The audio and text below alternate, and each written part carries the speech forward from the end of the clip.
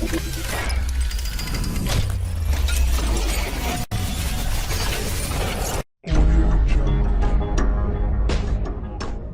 minnu tɛ sɛgɛn aw tɛ ɲina an ka foli b'aw ye dante foli min na ka se f'aw sigiyɔrɔ la aw ka jamukan bɛna sigi jamukan min aw bɛ min dɔn n'an ko ale ma ko musoya ale labɛnnen don aw ka teleso mandi fɛ n'o ye Mali kunnafoni TV ye ne y'o de fɔ aw ɲɛna ko ka anw to yan nɔ fɛn bɛɛ b'aw sɔrɔ f'aw sigiyɔrɔ la ayiwa bi anw wulila ka na se fo Kati ka na an ka musoba dɔ fɛ yen parce que n'i ko musoya fɛn bɛɛ bɛ musoya kɔnɔ n'i ko musoya kɔni bi ta o ye cuisine an nana se marakamuso ma marakamuso bɛɛ b'ale dɔn a sigilen don TikTok sanfɛ kosɛbɛ mais n bɛ kuma di a yɛrɛ ma a b'a yɛrɛ ɲɛfɔ aw ɲɛna min b'a bolo k'a di aw ma bi a bɛ n'o fɛnɛ fɔ an ɲɛna marakamuso i ni tile nse somɔgɔw tɔɔrɔ se nse i bɛ micro minɛ i b'i tɔgɔ i jamu i bɛ baara min kɛ i bɛ o ɲɛfɔ an lajɛbagaw ɲɛna ani sɔgɔma n b'an lamɛnbagaw ne tɔgɔ de ye Jana Kaba Jakite commune m'a appelé Madame Diaby marakamuso voilà donc u bɛ n wolo de la donc ne kɔni ne bɛ TikTok kan ne bɛ tobili de kɛ n b'a bila ni jus voilà donc n b'olu de kɛ o de ye n ka baara ye fɔlɔ ani nafɛnmugu fana n bɛ nafɛnmugu bɔ n bɛ nafɛnmugu fana feere. D'accord marakamuso o faamuna n y'o de fɔ aw ɲɛna ka Madame Ture to yan nɔ ka Mali kunnafoni to yen nɔ aw tɛ kɛ dunan ye ko foyi la ko kuraw de bɛ ka don musoya kɔnɔ nin ye kura daminɛlen de ye a la cuisine de bɛna fara a kan aw recette o recette n'o ka di aw ye les belles dames aw b'o sɔrɔ d'accord ni Madame Diaby bɛna masala dɔɔni a bɛ faamuyali sɔrɔ ko tɔ la tout d'abord Madame Diaby e bɛ mun baara kɛ ne kun bɛ voyage de kɛ yani n ka TikTok kɛ fɔlɔ mais komi kɔnɔmaya ni denbatigiya donna a kɔnɔ o de bi n donna TikTok kan ka ɲɛnajɛ dɔrɔn voilà donc n ye mɔgɔ caman ye TikTok olu kun ko ka di n ye n t'a dɔn n bɛ n'u sɔrɔ cogo min na i m'a ye wa donc dès le début n commencera n y'a daminɛ ni n ka tobili n ko ni tobili kɛla la n b'a dɔn n bɛ n débrouiller la dɔɔni de la mɔgɔ bɛ na o la ni mɔgɔ abonné na mɔgɔ minnu ka di n ye n b'olu sɔrɔ de la n ka laɲini ye mun ye n b'o sɔrɔ quoi. D'accord o faamuna donc ne y'a faamu sisan nɔ tobili ne bɛ i bolo ba la d'accord tobili in daminɛli ni sisan cɛ e ma gɛlɛya foyi sɔrɔ a la non komi diɲɛ baara o baara gɛlɛya b'a kɔnɔ nɔgɔya b'a kɔnɔ pour l'instant ne ma gɛlɛya foyi sɔrɔ fɔlɔ nɔgɔya dɔrɔn ani admiration ka n wele i ko ka di n ye ni n bɔra ka taa famille mɔgɔw ye n ye marakamuso komi a yɛrɛ ɲɛ bɛ voix in na voix unique de don donc ni a kɛra sugu ye a kɛra suguba kɔnɔ yɔrɔ bɛɛ au début mɔgɔ yɛrɛ tun tɛ ɲɛda dɔn n bɛ taa sugu la ni n ye n jɔ dɔrɔn ni kumara ni mankan b'a fɔ marakamuso de don wa Madame Diaby n b'a fɔ ko awɔ ne de don vraiment alhamdulilayi n ma gɛlɛya sɔrɔ a kɔnɔ fɔlɔ n ma fɛn sɔrɔ a kɔnɔ fɔlɔ.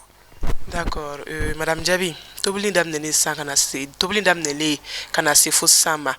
ne y'a faamu a bɛ ka wari ladon i kun ou bien i bɛ a kɛ de ka partager i ni musoɲɔgɔn tɔw ni ɲɔgɔn cɛ ou bien i bɛ commande de kɛ n'o i b'olu marché sɔrɔ an ye semestre fɔlɔ mun kɛ ne y'o bɛɛ kɛ n bɛ dumuni dilan dɔrɔn n b'a bila wari ma don ne kun dɛ donc cɛ minnu bɛ ne su olu de y'a ɲini vraiment i ka nin jus ka d'an ye an y'a yira a la muso la caman ma se ka segin ka kɛ quoi an b'i dédié k'a k'i ka baara ye ani mɔgɔ caman ye encouragé n ka kɛ n ka baara ye donc de la n y'a daminɛ jus la donc mɔgɔw tora k'a fɔ yanni ka jus la dumuni fana fara kan donc yanni sunkalo ka se ani sunkalo kɔnɔna n y'o bɛɛ kɛ nem plateau bɔ la ani sɛw komi sɛ sunbalama komi mɔgɔ caman t'o dɔn Mali la yan nɔ donc n'o yira mɔgɔ caman na yɛrɛ dɔw étonné burkinabé ka plat de don ani sɛ dibima ani sɛ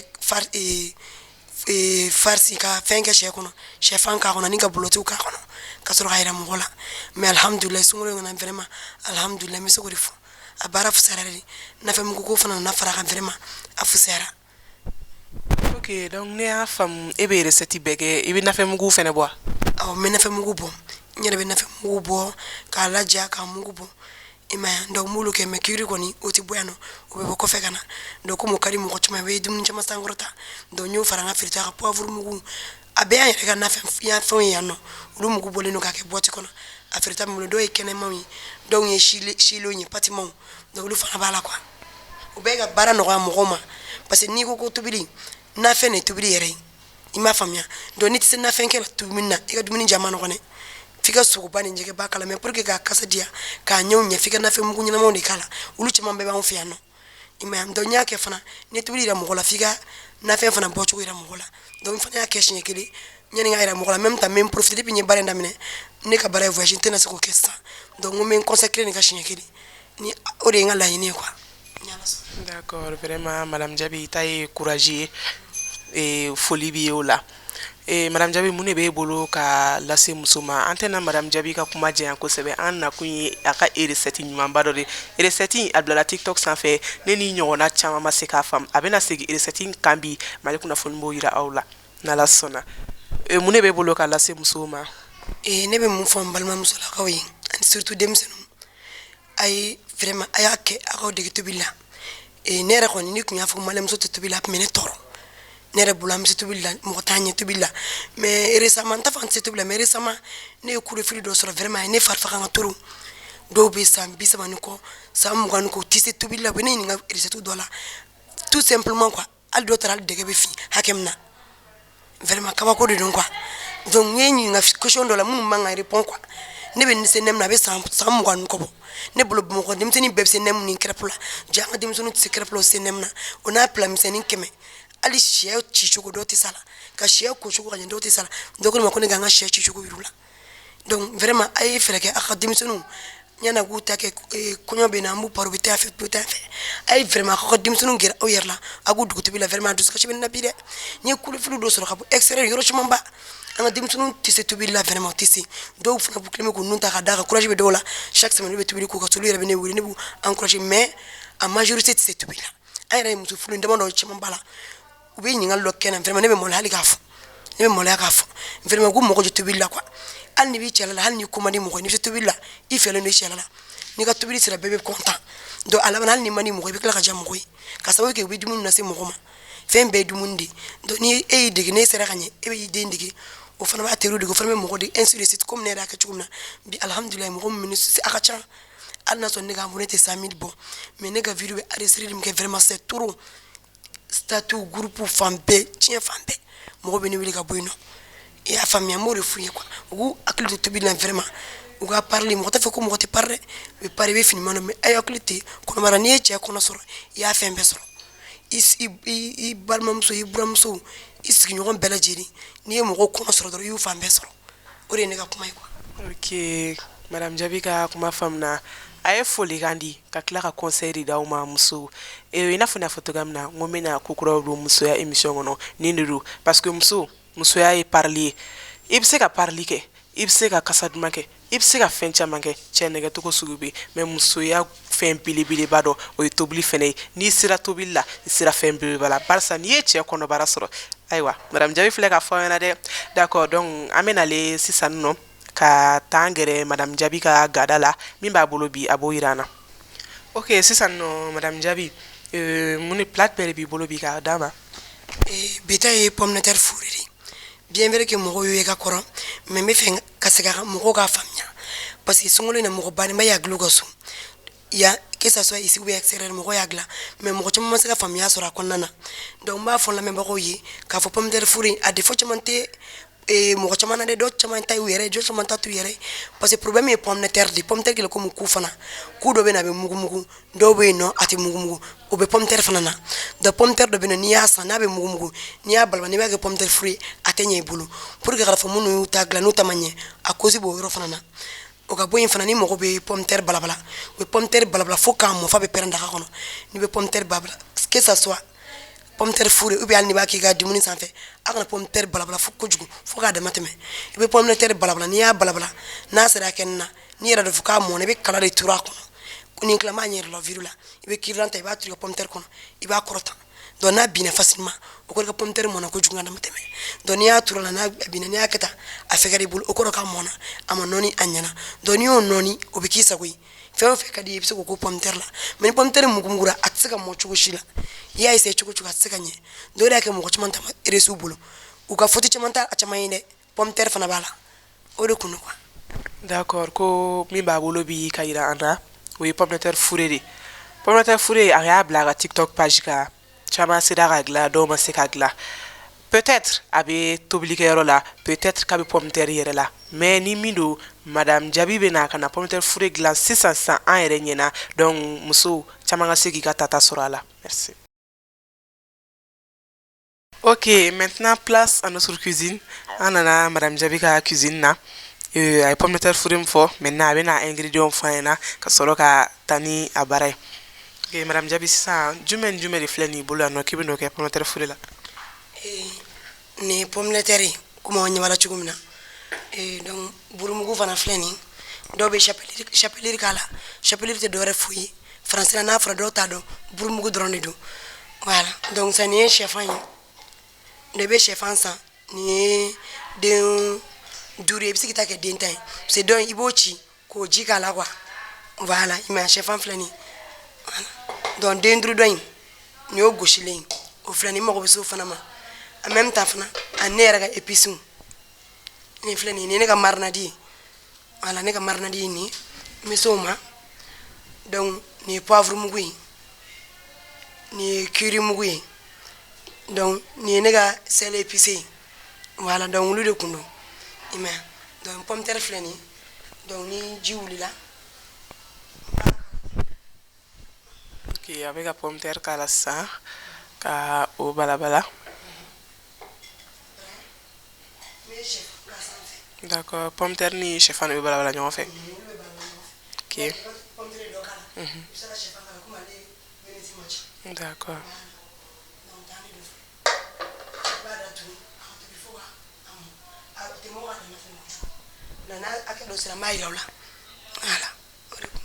D'accord, donc avec datu ni sano foka amo mais ate tobi ka moko jugu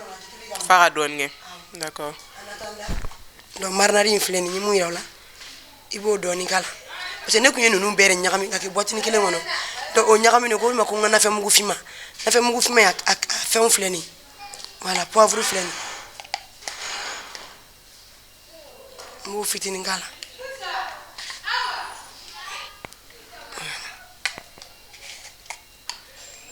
Allez jume c'est l'épicé ni ko mugu fi ci ma bare nyakami ni mbala donc munu ba sa wa don quoi voilà donc ni curry wa forma ko garmugo ala te soran fiano mais ne ba sanga fere na fere to fe c'est na fa bari ba fanana voilà après be sura kan no gauche kabla nyani nunu ngam voilà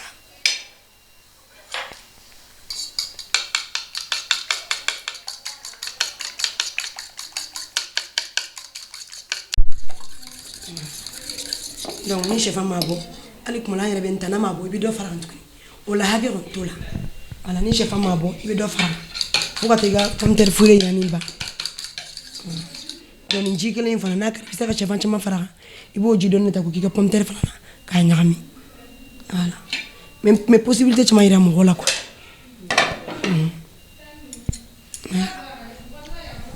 comme ça chef amona chef ani pomme terre te kelen nale mo mbale bo kale wora dama ka bla quoi ka pomme terre mo fana tester gala je quoi on a mis ça dans pomme terre yele maire c'est une te faire mo kujugu don ya yele ma abe nyola quoi voilà donc c'est ça ni mene ya kiranja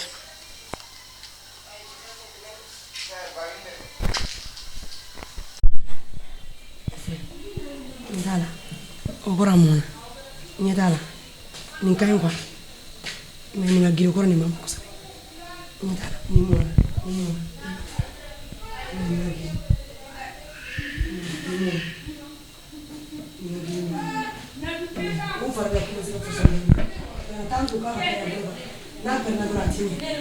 Ok, c'est ça, Madame Jabi, gan test ni ne be fe ga sigi gan nyefo anyana don ngwa ka fourchette et atora di kurda trutura la ale be munira way da ko pomme terre mona ka sa da mama teme mais ni kilan shola ni kilan na masaka wuldron o ko de pomme terre tiena o ni fure ko tenye nyana ko aka fure ke ka na fonchi ni ni shola la dro na masaka le wuli na dro aka no yereske ni yakata an na masaka wuli o ko de fenche ni bulu o ko pomme terre no na tiena mais ni yakata la fa ga wuli ni tala na bino kan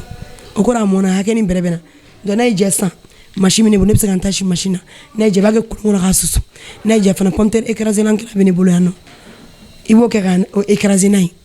mais comme ya ame farafina koloni mambulu ne bori ya mugol baga kuluna ba susu voilà d'accord o famuna c'est ça pomme terre fama beratula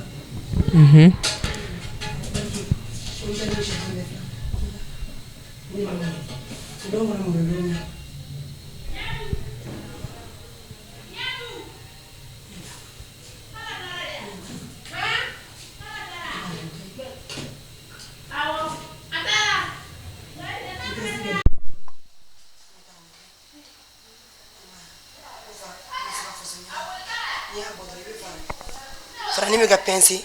o ko pomme terre mon imaya ma fa ni ga pomme terre fo so ga ko de mais ni ya farañ mani kala be katani imaya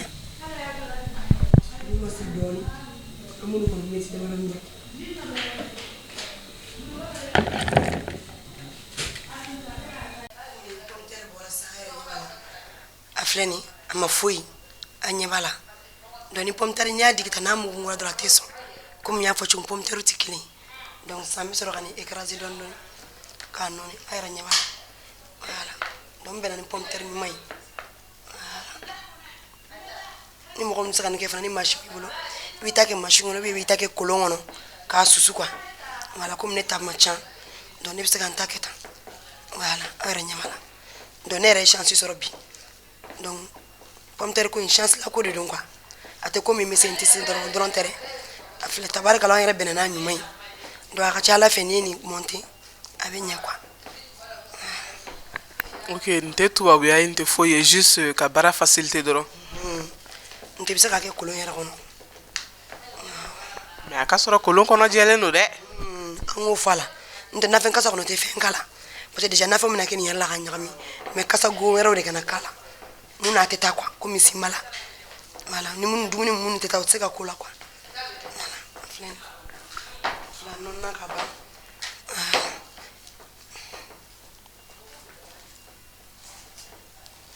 okay limo voilà flen allez non na voilà ni kay ani kizak senun torala ate fueke quoi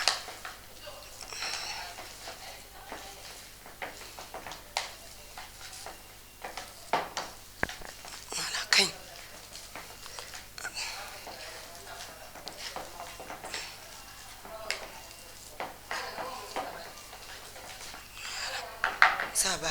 Konyo écrasé. Étape suivante. Chef Anjing. C'est un chef Anjing, mais la flène. Voilà, ça. Un mot drone et cala. C'est un peu comme un peu de mon forlente. Il quitte les bateaux tanto.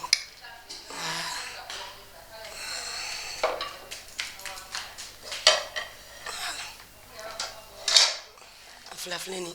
N'a qu'à n'a fait mourir la psaka. Il doit faire un tourni.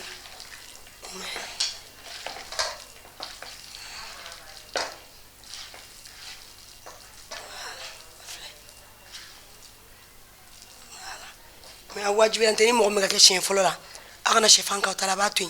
C'est une pomme terre marnée chef en cas. À Mochu Gabi qu'on a gagné. On a nié chef en cas, il va blaffinir à nos filles. Quand on va à la moyenne, il va tout finir à Flidoni. Ouais, non, remine. Voilà.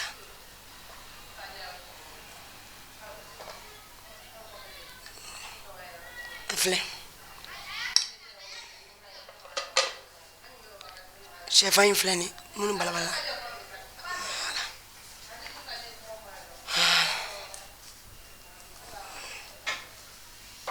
Tu fais un Flidoni.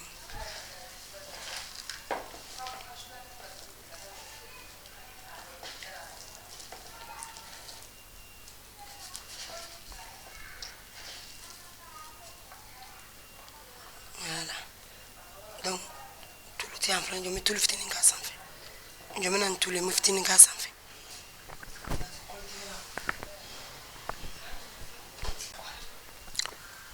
OK. Donc, tout n'a fait à la Jumé.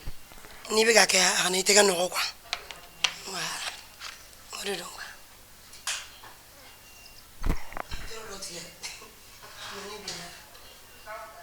Se ka do fara ay fula mun ke fen se ka do fara be gan tukuni ko na kari fane ba tuta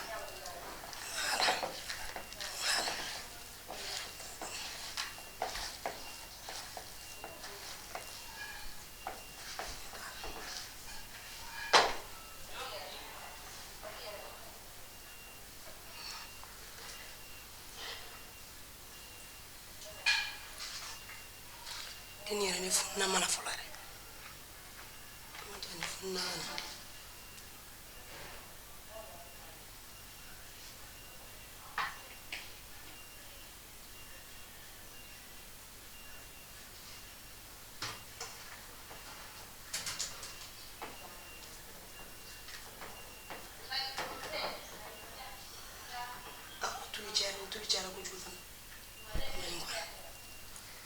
donc atulu dan hakɛ la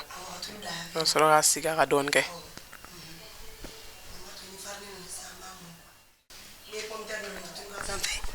pomme terre non tulu ka sanfɛ I b'a bila de fiɲɛ ka pomme terre fili parce que ni fiɲɛ ye pomme terre fili a bɛ dɔ bɔ pomme terre ji fana na hali n'a magara I b'a bila fiɲɛ ka fili ka mɛn donc de la I b'a kɛ tan n'i y'a kɛ tan I bɛ nin k'a kɔnɔ a filɛ nin ɲɛ t'a la a filɛ voilà depuis nin yɔrɔ la n'i ka pomme terre bɛ ɲa n'a tɛ ɲa n'a y'o diya I bɛ se ka tulu k'aw tɛgɛ la tulu in kɛ kun ye pomme terre ka nɔrɔ aw tɛgɛ la parce que hali ni bɛ baara kɛ baara I tɛgɛ nɔrɔlen don a cɛ man ɲi ka buguda nɔrɔlen don a cɛ man ɲi quoi voilà a filɛ n'a kɛra a filɛ I b'a bila farine kɔnɔ voilà I bɛ se k'a tigɛ parce que bolo fila de k'a la bolo kelen ka fɛn k'a la voilà pour que tɛgɛ in ka nɔrɔ kosɛbɛ nin t'a la voilà filɛ nin I bɛ segin ka taa n'ale tuguni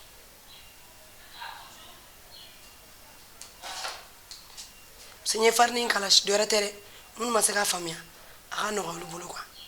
voilà farine ji in filɛ nin ni mun yira o la a fana b'a k'a la a y'a lajɛ farine ko mana k'a la a b'i ka farine sɛfan ji dunya donc a b'i ka sɛfan ji dɛsɛ joona voilà a filɛ n'i y'a k'a la a filɛ nin voilà a filɛ nin a y'a fan bɛɛ sɔrɔ donc sisan n b'a bɔ kabini daminɛ la sɛfanji min labɛnna ka nafɛn mugu ninnu k'a la o de filɛ nin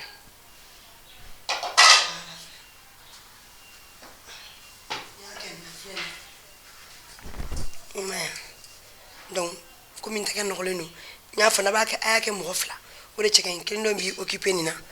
I m'a ye ainsi de suite donc a bɛ k'a sanfɛ de awɔ I b'a k'a sanfɛ dɔrɔn a banna ale ka ɲi bolo fila de la quoi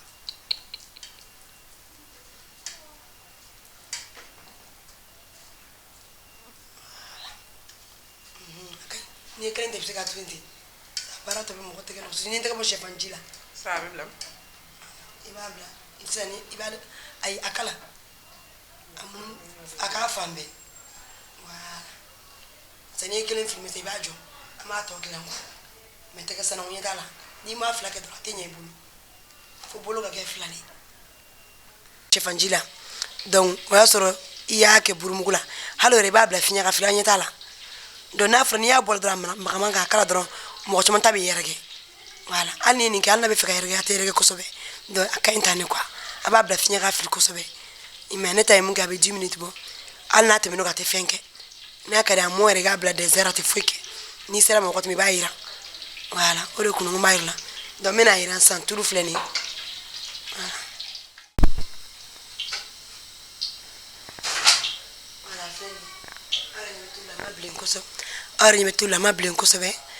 a ka kɛ ka ɲi donc n bɛ se k'a jira sisan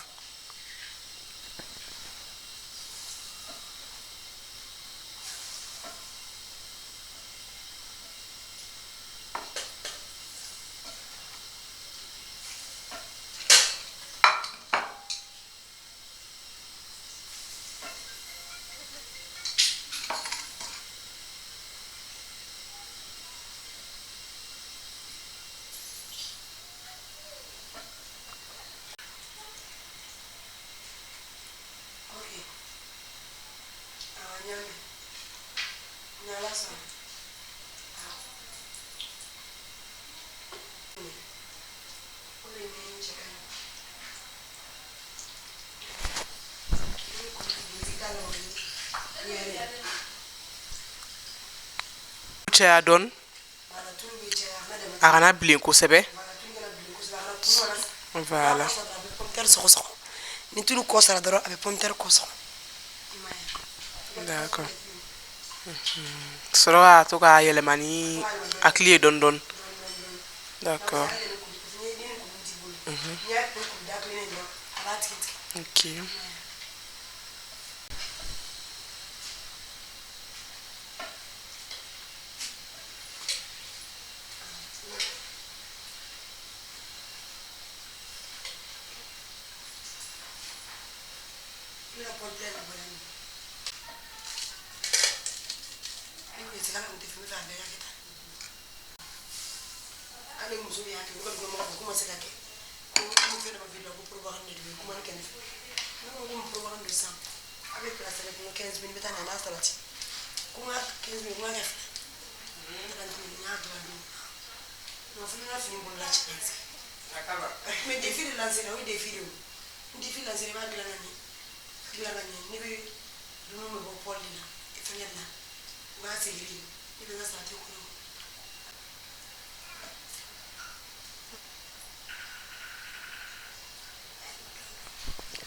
terminal la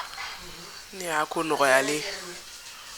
taw be shishi pomme terre d'aro ko tabe shishi ko jugu bulu parce que wato tulu ma cha pomme terre ko kele flanan tuguni bitasma fana cha turu voilà si possible ni gazi rabi bulu bi ka charbon dogo tasma nyakla ka krefe na be ka dogo ibito ka do fara imaya flanya na turu donc ni akeli bani et c'est pas du tout sorcier.